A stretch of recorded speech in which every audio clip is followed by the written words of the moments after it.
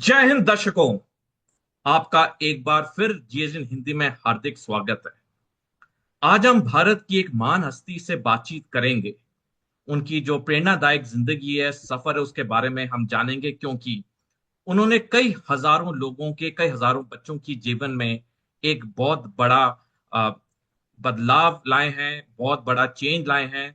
और वाकई में जैसे उन्होंने इतना बड़ा योगदान दिया है लोगों की जिंदगी में, भारत देश की तरक्की में, तो ये वाकई में हमारे लिए एक प्रेरणादायक ये एक आज का हमारा एपिसोड होगा। आज हम बात करेंगे नरेंद्र कौर से, जो कि संस्थापक हैं सुरताज स्पेशल चिल्ड्रंस फाउंडेशन, और ये दिल्ली में एनजीओ है।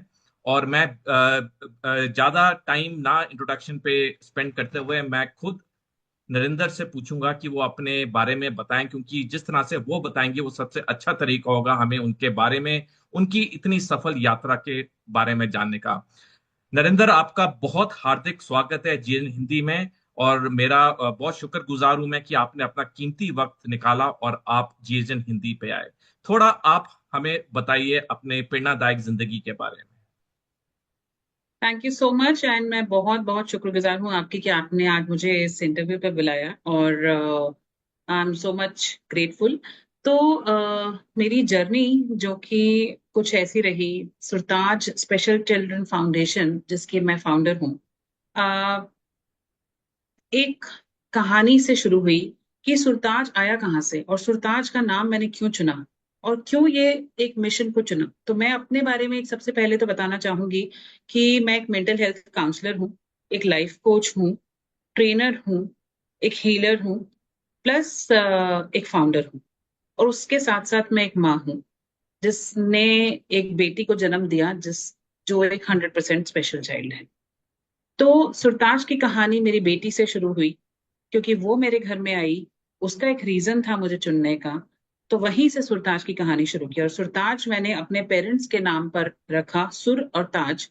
क्योंकि सुर ताज का मतलब है कि उसके नाना नानी ने उसको दिन में बहुत प्यार से पालते थे कि जब मैं काम करती थी, ताकि अब शाम को मैं देखूं, दिन में वो देखें। तो उन्हों उनको उनके लिए मैंने ये लिगेसी क्रिएट की है, ताकि वो इस नाम के साथ दुनिया को पता चले कि 75 ईयर्स की एज में भी ऐसे बच्चों को पाला जा सकता है 100% स्पेशल चिल्ड्रन। तो मेरे बारे में मैं छोटा सा इंट्रोडक्शन यही देना चाहूंगी।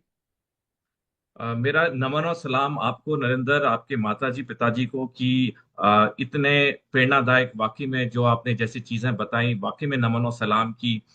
इस उम्र में भी जिस तरह से वो देखभाल कर रहे हैं, वाकई में ये बहुत बड़ी चीज है। अ, नरेंद्र, जरा हमें बताइए कि आपने जब ये एनजीओ जब आपने शुरू किया और आज आप जिस एक बहुत बड़े स्थान पे पहुंची हैं, तो आपको क्या क्या दिक्कतें आई अपना ये जो सफर आपने तय किया। पहले तो जो मैंने आपकी बातों से जाना कि पहले आप शायद कॉर्पोरेट में काम करती थी, लेकिन जब आपने ये अपना ये एनजीओ खोला, तो आपको क्या क्या दिक्कतें आई, क्या क्या आपको चुनौतियों का सामना करना पड़ा और कैसे आपने उनको हल किया। मैंने बहुत स्ट्रगल्स फेस करी हैं। इनफैक्ट मैं ये बोलूंगी कि मैंने बहुत दरवाजे खटखटाए, गवर्नमेंट मिनिस्ट्रीज के गई, बहुत चक्कर काटे हैं, बट मुझे कहीं से कोई सपोर्ट सिस्टम, कहीं से कोई हेल्प नहीं मिली। मैंने बहुत टाइम लगाया, बहुत पैसा लगाया, एनर्जी लगाई कि शायद ये रास्ता खुल जाए, शायद यहाँ से मदद मिल जाए, शायद वहां से। लोगों ने होप्स बहुत दी, बहुत सारे बड़े बड़े लोगों ने होप्स बहुत दी, but end of the day क्या होता था कि रिजल्ट में जीरो। प्रोजेक्ट्स बनवाए गए मुझसे कि ये प्रोजेक्ट बनवाओ, कि मिनिस्टर के पास जाना है। 15 घंटे लगा के मैंने प्रोजेक्ट बनाए, कि मिनिस्टर के घर तक पहुंची, वहां पर भी मुझे धोखे मिले। तो मुझे इतनी मुश्किलों का सामना मिनिस्ट्री लेवल पे, गवर्नमेंट लेवल पे करना पड़ा। उसके बाद घंटों मुझे बिठाया जाता था, उसके बाद अगली बार की डेट दी जाती थी, ऐसे ही मेरे दिन बहुत निकले। फिर उसके बाद मैंने इंडिविजुअल जो बड़े बड़े लोग हैं, जो कि सो कॉल्ड सोसाइटी की हेल्प करते हैं, बट मुझे कहीं से ये नहीं लगा। मैं 2 बार गई, 3 बार गई, बहुत बड़े टॉप लेवल में, नाम नहीं लेना चाहूंगी बिकॉज ये मैं डिस्क्लोज नहीं कर सकती, बट मुझे होप्स थी कि शायद वो भी मदद कर देंगे क्योंकि इतना बड़ा इंडस्ट्री में नाम है। वहां से भी 1-2 बार के बाद फिर मैंने फॉलोअप्स किए, बट मुझे वहां से भी कोई होप नहीं नजर आई, तो मेरा बहुत टाइम खराब हुआ इस चीज में। तब मैंने ये देखा कि लोग अपने लिए सोचते हैं, दुनिया में सिर्फ अपने लिए सोचते हैं, बट लोगों की मदद करने के लिए आगे कोई नहीं आ रहा है और ना ही कोई आता है। और ऐसे बच्चों की मदद करने के लिए जहां पर इंडिया को बहुत ज्यादा जरूरत है सपोर्ट की, जहां पर हम लोग को बहुत ज्यादा जरूरत है, स्पेशल नीड्स चिल्ड्रन जो कि कुछ समझ नहीं पाते हैं, उनके पेरेंट्स ट्रॉमा में जा रहे हैं, डिप्रेशन में जा रहे हैं, तो वहां मुझे कोई मदद नहीं मिली। फिर धीरे धीरे मैंने अपनी कहानी को बदला। मैंने कहा कि ठीक है, अगर ये नहीं मदद करें तो मैं अपने दम पर करूंगी। मैंने अपने दम पर घर घर जाके स्टोरीज कवर करी, घर घर जाके वो बच्चों को ढूंढा, ये बच्चे हैं कहाँ पे, एरियाज लोकेट करे। दिल्ली के एरियाज में वेस्ट दिल्ली को लोकेट किया कि कौन से एरिया में कहाँ स्पेशल चिल्ड्रन है, उसकी लिस्ट बनाई, उन घरों में गई, उस घर में जाके वहां से एरियाज से मैंने इंटरव्यूज लिए। मेरे पॉडकास्ट पे आप देखोगे कि मेरे ऑलमोस्ट 50 स्टोरीज कंप्लीट हो चुकी हैं। तो मैंने वो बच्चों को ढूंढ के उनके स्टोरीज को कवर करके मैंने अपनी यूट्यूब चैनल पर डाला। और उन बच्चों को फिर मैं अपने पास, फिर मैंने बहुत सारी अब चीजें कर चुकी हूँ उसके बाद। इवेंट्स करे हैं, पेन टू पर्पस सेरेमनी। मैं खाली बच्चों के काम नहीं हेल्प नहीं करती, मैं उनके पेरेंट्स की भी हेल्प करती हूँ। क्योंकि मेंटल हेल्थ पेरेंट की खराब होती है सबसे पहले, फिजिकल हेल्थ पेरेंट की जाती है, नौकरी पेरेंट की जाती है। क्योंकि बच्चा रखेंगे कहाँ, पालेंगे कहाँ, कोई रिसोर्स है ही नहीं, कोई सिस्टम ही नहीं है यहाँ पर। ना ही कोई फंड्स देने वाला है, ना ही कोई पूछने वाला है, सोशल आइसोलेशन में जा चुके हैं। तो मैंने सबसे पहले उनको खड़ा किया कि आप अगर हो तो बच्चा है। तो उसी बेसिस पे मैंने पेरेंट्स की इमोशनल हीलिंग स्टार्ट करी, ब्रह्मा कुमारी के कांटेक्ट किया, उनसे आके सेशंस करवाए, उनको बुलाए, इमोशनल इंटेलिजेंस पे सेशंस करवाए। प्राणिक हीलिंग में मैं खुद प्राणिक हीलर हूँ। उन उस ट्रस्ट के साथ कोलैबोरेट किया कि सेशंस घर में दो दो, हमें बच्चों को बुलाया, पेरेंट्स को बुलाया, तो दो दो दिन के सेशंस करवाए। फिर पेरेंट्स को मजबूत किया कि आप अपने बच्चे को कैसे पाल सकते हो घर में। उस तरीके से मैंने ये जर्नी शुरू की। धीरे धीरे धीरे धीरे करके ये ऐसे आगे बढ़ी है।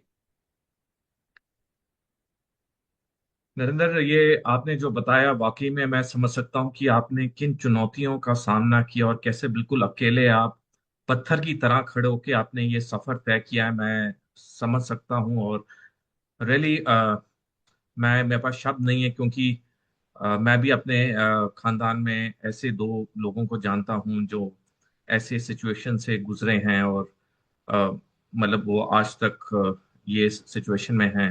तो मैं आपका पूरी एक एक बात का अर्थ समझ सकता हूँ।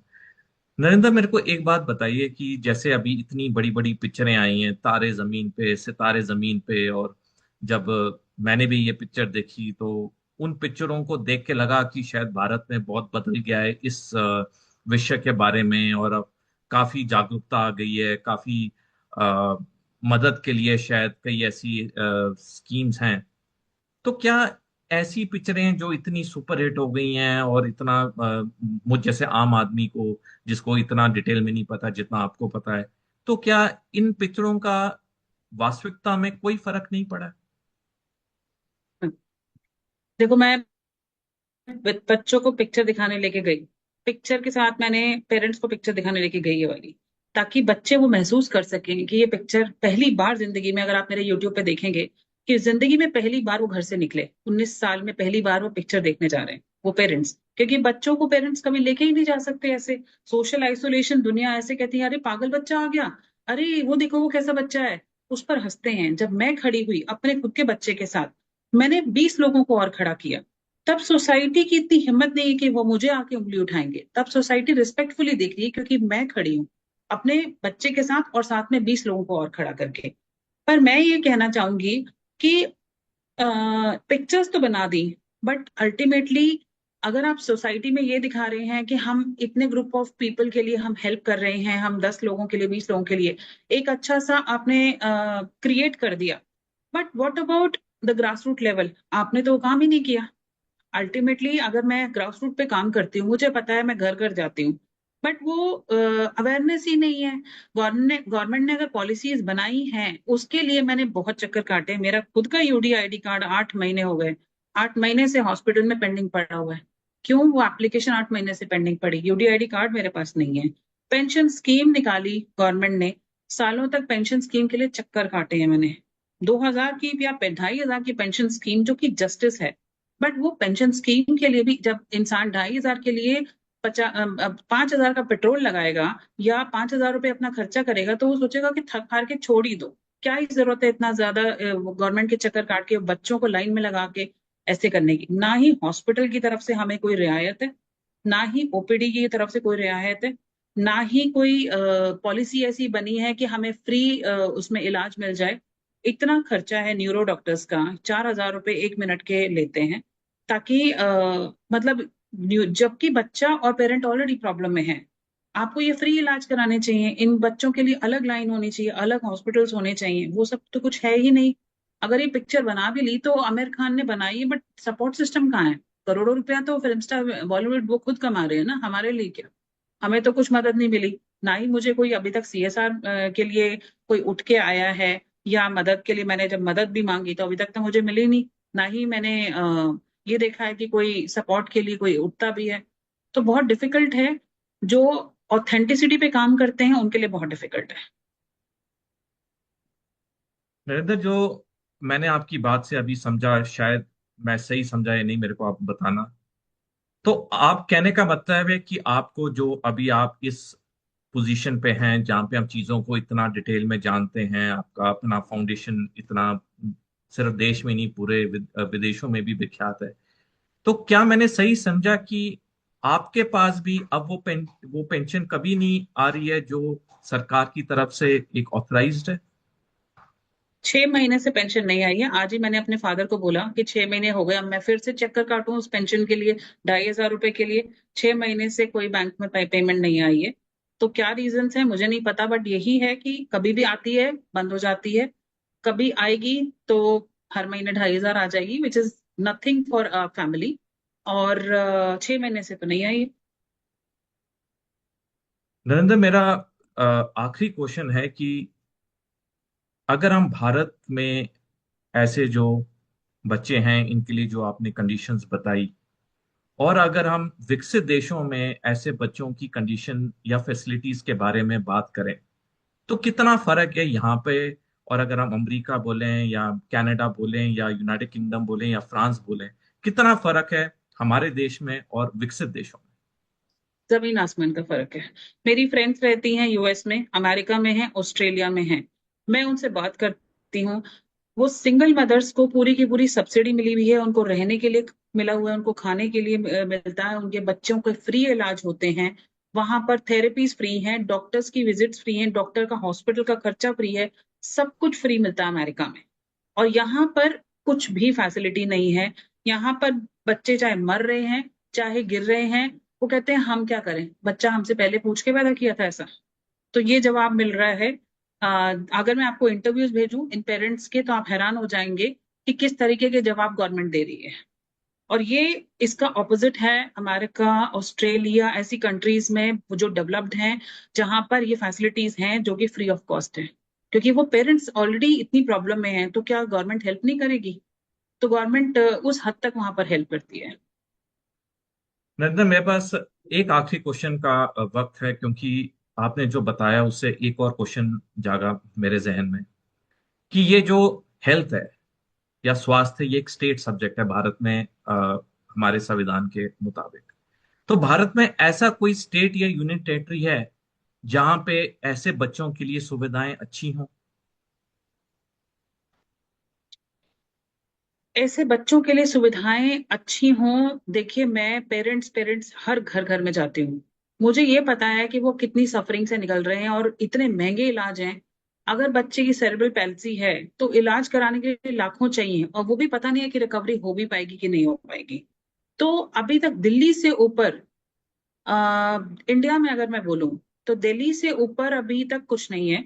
बट दिल्ली में भी बहुत ही कुछ ही लोगों को पता होगा कि ये इलाज कहाँ होंगे। अदरवाइज 90% ऑफ द चिल्ड्रन जहां पर पता ही नहीं है, वो तादाद भरी पड़ी है डिसेबिलिटी की। नरेंद्र, धन्यवाद कि आपने अपना समय निकाला, और आपसे बातचीत करके ये सारी बातें जान के सच में आज शायद पहली बार, मेरे को 4 साल हो गए हैं मीडिया में, और मैं पहली बार मेरे शब्द नहीं निकल रहे हैं, क्योंकि मैं समझ सकता हूँ कितनी पीड़ा से आप लोग गुजर रहे हैं, किन कठिनाइयों से आपने अपना ये एनजीओ शुरू किया बिना किसी मदद के। आज आप अकेले इसे चला रही हैं। मेरे पास सिवाय शब्द के, और वो भी शब्द बहुत मुश्किल से निकल रहे हैं। मैं रियली भगवान से प्रार्थना करता हूँ और उम्मीद करता हूँ कि सरकार में अगर कोई ये प्रोग्राम देखे तो जरूर ऐसे बच्चों के लिए, ऐसी परिवारों के लिए जो भी सेवाएं हैं, जो भी फैसिलिटीज हैं, उसमें ये काफी बड़ा इजाफा हो, क्योंकि ये हमारे बच्चे हैं, ये हमारे नागरिक हैं। और अगर आप जैसी जो इतनी विख्यात पर्सन हैं और आप इन पीड़ाओं से गुजर रही हैं, तो मैं समझ सकता हूं कि एक आम नागरिक जो आपकी तरह इतना मैं कहूँगा प्रिविलेज नहीं है कि जिस आप लेवल पे हैं उस लेवल पे बहुत कम होंगे इस फील्ड में, तो मैं समझ सकता हूँ कि उनके ऊपर कितनी कठिनाई गूंज रही होगी। तो मैं फिर प्रार्थना करता हूँ कि शायद इस प्रोग्राम के बाद फर्क आए और चीज़ों में सुधार हो। और मैं आपका बहुत धन्यवाद करता हूँ नरेंद्र कि आपने अपना कीमती वक्त निकाला, आप जीएसएन हिंदी पे आए, आपने इतने साफ तरीके से इतनी सच्चाई बोली। मैं आपको नमन और सलाम करता हूँ, क्योंकि हमें जरूरत है सच्चे लोगों की, ताकि जहां प्रॉब्लम है उसे हम सुधार सकें। क्योंकि जब तक हम चीजों को सुधारेंगे नहीं, अ, कई लोग दिक्कतों से गुजरते रहेंगे। तो मैं बहुत धन्यवाद करता हूं आपका नरेंद्र कि आप जीएसएन हिंदी में आए। Thank you so much. और मैं आखिरी में ये कहना चाहूंगी, और मेरी गुजारिश यही है कि देखिए कि दुनिया में बहुत प्रॉब्लम्स हैं, बट द प्रॉब्लम इज कि अगर हम बड़ी बड़ी बातें करते हैं और बहुत अच्छे से दिखाते हैं कि विकसित भारत की बात करते हैं 2047 में कि इंडिया विकसित भारत बन जाएगा, तो विकसित भारत के लिए हम प्रयास कितना कर रहे हैं? क्या हम उस चीज को सही में उस विकसित भारत के लिए घर घर जाके उस चीज पे प्रयास कर रहे हैं? क्योंकि विकसित भारत का बनना 20 सालों में मुझे बड़ा मुश्किल लग रहा है कि जिस तरीके से डिसेबिलिटी की तादाद बढ़ती जा रही है, जिस तरीके से बच्चे और ज्यादा ऑटिज्म में आ रहे हैं और ज्यादा स्पेशल चिल्ड्रन होते जा रहे हैं, उस तरीके से हमारा ग्रोथ लेवल क्या है? इंडिया क्या प्लानिंग में चल रहा है कि वो बच्चे ठीक हो जाएंगे जो हुए हैं, या उनको सेल्फ डेवलप बना दिया जाएगा, या उन बच्चों की मदद की जाएगी, या उनके पेरेंट्स की मदद की जाएगी? आज तक तो पेरेंट्स की मदद ही नहीं हुई कभी। मैं अगर ये खड़ी हूं लेके कि मैं उन पेरेंट्स की मदद करना चाहती हूँ, सबसे पहले तो पेरेंट है ना, तभी तो बच्चा है। पेरेंट के बारे में तो गवर्नमेंट ने कभी सोचा ही नहीं कि उनके लिए कोई पॉलिसी बनाई जाए कि वो केयर गिवर कहाँ जाएंगे। अगर उनके पास नौकरी नहीं है तो वो कहाँ से खाएंगे और कहाँ से खिलाएंगे? तो वो क्या सोचें? तो यही चीज मेरा आखिरी मैसेज होगा, इस बारे में इस पॉलिसी को बनाया जाए कि पेरेंट्स के लिए हेल्प की जाए, ताकि अगर वो नहीं कमा सकते हैं तो कम से कम गवर्नमेंट उनकी मदद करे, उनको सब्सिडीज दे और उनके लिए कुछ रियायत करे। बिल्कुल नरेंद्र, मैं आपके साथ बिल्कुल सहमत हूं। और एक बार फिर मेरा हार्दिक धन्यवाद और दर्शकों आपसे अनुरोध है कि जहां पर भी हो सके आप ऐसी संस्थाओं का, संगठनों का मदद करें। जिस भी तरह से आप मदद कर सकते हैं करें, क्योंकि ये हमारे अपने बच्चे हैं, ये हमारे अपने लोग हैं, ये हमारे अपने नागरिक हैं। अगर भारत का कोई भी एक नागरिक दुखी है तो हम जिस भी तरीके से मदद कर सकते हैं हमें करनी चाहिए। और दर्शकों, मैं जैसे आपसे हमेशा अनुरोध करता हूं कि इस प्रोग्राम को लाइक करना, सबसे ज्यादा फॉरवर्ड करना, शेयर करना। और अगर आपने अभी तक जीएसएन हिंदी को सब्सक्राइब नहीं किया है तो सब्सक्राइब जरूर करना। और सबसे महत्वपूर्ण, अपने कमेंट जरूर लिखना कमेंट सेक्शन में, क्योंकि आपके कमेंट्स बताते हैं कि जीएसएन हिंदी का अगला प्रोग्राम किस तरह से होना चाहिए। नरेंद्र, एक बार फिर आपका हार्दिक धन्यवाद। जय हिंद।